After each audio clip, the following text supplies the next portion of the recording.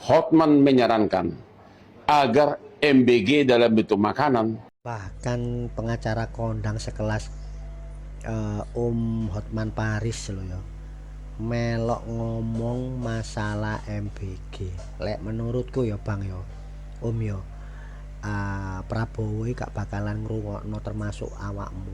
Wis dia iki tetep kekeh dengan programnya yang menurut dia itu sukses. Wis ngono lho. Dekne iki model-modelane iku tutup telinga, hanya mendengarkan omongane Teddy. Wis ngono ae. Percuma awakmu ngomong kaya apa gak bakalan direken. Wis ta lah.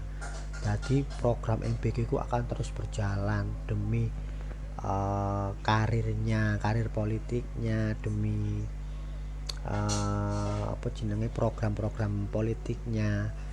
Ya wis iku mau intine, dia akan mencoba tutup telinga, tidak akan mendengarkan siapapun. Wis cuek bebek.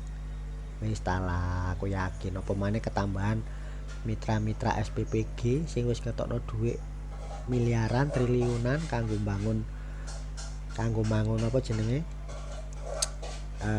SPPG lah kan ya nyuwun sewu ya mungkin ya durung balik modal tayo opo ya, mereka kan tetep kekeh gak mau lek MBG ki di stop. Wis talah. Tapi aslinya lek orang tua di luaran sana ya termasuk aku yang punya anak usia kelas 5 SD ya mending di stop gorene mentane.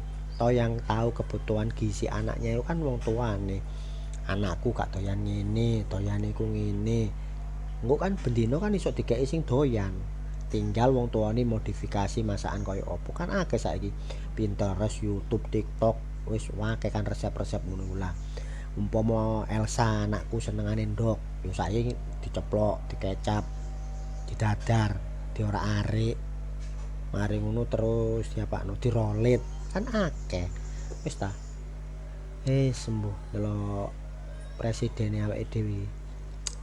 Model-modele kaya Tuhan enggak wedi sembarang kali deh. Wis salah. Semangat berjuang buat Bang Hotman untuk merayu wis sembuh sapa iku jenenge. Terima kasih ya Bang ya.